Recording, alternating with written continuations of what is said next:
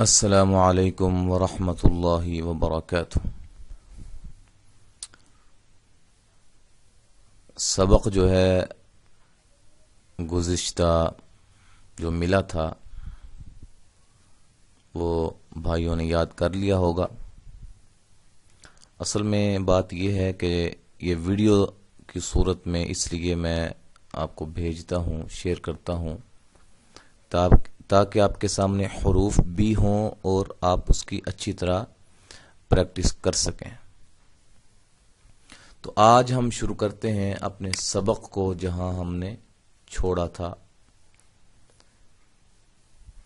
یہ دیکھیں، صاد، ز، سین، یہ تین حروف ادائیگی میں آپ محسوس کر رہے ہوں گے کہ ان تینوں حروف میں سیٹی کی آواز پیدا ہوتی ہے۔ اب فرق یہ ہے کہ صاد کی جو سیٹی ہے یہ موٹی ہوگی، زا اور سین ان کی سیٹیاں جو ہیں وہ سیٹی کی جو آواز ہے وہ باریک ہوگی۔ اب دیکھیں، یہ باریک سیٹی، یہ موٹی، صاد، ز، سین۔ اب ان کا مخرج کیا ہے؟ زبان کی نوک سامنے، اوپر، نیچے دو دانتوں کے اندرونی کنارے سے ادا ہوتے ہیں۔ تو اس کو سمجھنے کے لیے پہلے ہم ان حروف کو مخارج سے، ان کے جو ہم مخرج سے ادا کرتے ہیں۔ اوس، اس، اوس، از، از، از، اس، اس، اس۔ ٹھیک ہے جی۔ اب اس کو ہم مزید اچھی طرح مزید سمجھنے کے لیے ہم جو ہے وہ یہ دیکھیں، یہ دانت نظر آ رہا ہے آپ کو، یہ نچلے دانت ہیں اور یہ اوپر والے دانت ہیں۔ اب اوپر والے دو دانت جو بڑے دانت ہوتے ہیں ان کو عربی میں ثنایا کہتے ہیں، اور نیچے بھی ثنایا ہیں، دو اوپر ہیں دو نیچے ہیں ان کے مد مقابل۔ اب زبان دیکھیں، زبان کی جو نوک ہے، جو زبان کا سرا ہے، وہ کچھ نہ کچھ دونوں کو ملا ہوا ہے۔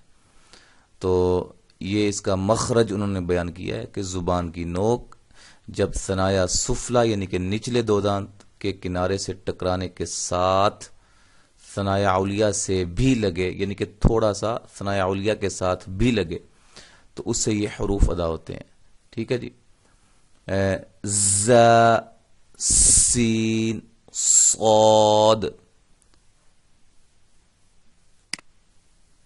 اچھا جی، اگلے حروف ہیں فا، با، میم، واو۔ اب فا کا الگ مخرج ہے۔ فا کا مخرج کیا ہے کہ یہ جو ہے آپ کے اوپر والے جو دو دانت ہیں یہ آپ کے ہونٹوں کی تری والے حصے سے ملتے ہیں۔ دانت جو ہیں اوپر والے دو، سامنے والے دو بڑے دانت جن کو ہم ثنایا کہتے ہیں، وہ آپ کے ہونٹوں کی تری والے حصے سے جب ملیں گے تو فا، فا ادا ہوگا، فا۔ ٹھیک ہے جی، فا ادا ہوگا۔ تو بہت آسان ہے، یہ مشکل نہیں ہے۔ ہم ان کو جو ہے نا وہ یہاں سے تھوڑا سا آپ کو دکھاتے ہیں، شاید اس سے آپ کو مزید اچھی سمجھ آئے۔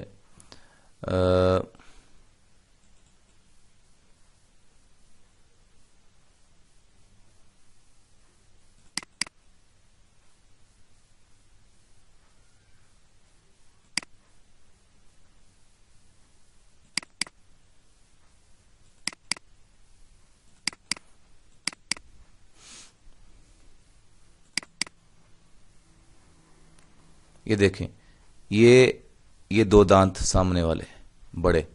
اب یہ ہونٹ، یہ بیرونی حصہ یعنی کہ خشکی والا حصہ ہونٹوں کی، اور یہ جو اس سے اندر کی طرف ہے وہ تری والا حصہ ہے۔ تری والے حصے کے ساتھ یہ دو دانت جب ملتے ہیں تو فا ادا ہوتا ہے۔ ٹھیک ہے جی۔ اب ہم سبق کی طرف آتے ہیں دوبارہ۔ اب جو با ہے، با، یہ دونوں ہونٹوں کی تری والے حصے سے جب یہ ملتے ہیں تو با ادا ہوتا ہے. دونوں ہونٹوں کے تری والے حصے جب ملتے ہیں تو کیا ادا ہوتا ہے؟ با. با. ٹھیک ہے. میم. میم دونوں ہونٹوں کی خشکی والے حصے سے. ٹھیک ہے. دونوں ہونٹوں کے جو خشکی والے بیرونی حصے ہیں ان سے جب یہ وہ جب ملتے ہیں آپس میں تو میم ادا ہوتا ہے. واو. اب واو جو ہے وہ کیسے ادا ہوتا ہے؟ یہ دونوں ہونٹوں کو گول کرنے کے بعد جو ہے واو ادا ہوتا ہے. ٹھیک ہے جی. اس کو ہم مخارج سے ان کو نکالتے ہیں. اف، اف، اف، اب، اب، اب، ام، ام، ام، او. اب جو ہے یہ صرف اس کو او یعنی کہ واو ساکن، واو جزم والی، اس سے پہلے حرف پر زبر آ جائے تو اس کو واو لین کہتے ہیں. اور یہ جو ہے مخارج ہیں، یہ ایک یہ ہے، ایک یہ ہے. یہ دو مخرج ہیں اس کے اندر. ان دو یعنی کہ دو مخرجوں سے یہ 4 حروف ادا ہوتے ہیں. اس کا الگ ہے اور یہ 3 جو ہیں ایک ہی جگہ سے لیکن تھوڑا تھوڑا فرق ہے. اب واو جو ہے واو متحرک اور لین یہاں سے ادا ہوتے ہیں. واو متحرک اور لین یہ یہاں سے ادا ہوتے ہیں. واو متحرک، سمجھ آ رہی ہے سب ساتھیوں کو؟ واو کون سی واو یہاں سے ادا ہوتی ہے؟ متحرک اور لین. لین کسے کہتے ہیں اس کو ہم آپ کو سمجھاتے ہیں. یہ دیکھیں حروف لین 2 ہیں. واو لین کسے کہتے ہیں؟ واو لین کہتے ہیں واو ساکن یعنی کہ جزم والی واو سے پہلے زبر ہو. جیسے یہ دیکھیں یہ جزم والی واو ہے، یہ واو ہے اس کے اوپر جزم ہے اور اس سے پہلے زبر آ جائے تو وہ واو لین کہلاتا ہے. جہاں بھی پورے قرآن مجید کے اندر جہاں بھی واو کے اوپر جزم ہوگی، واو سے پچھلے حرف پر زبر ہوگی تو وہ کیا ہوگا؟ واو لین ہوگا. ٹھیک ہے جی. اور وہ کہاں سے ادا ہوگا؟ دونوں ہونٹوں سے. اچھا جی. آگے ہے یا لین. تو اس یا لین کی تعریف ڈیفینیشن کیا ہے؟ یا ساکن سے پہلے زبر ہو. جیسے دیکھیں یہ یا ساکن ہے، یا ہے یہ یا، اور یہ ساکن ہے اور اس سے پہلے زبر ہے. بئی، فئی، جئی. تو یہ ہے واو لین اور یہ ہے یا لین.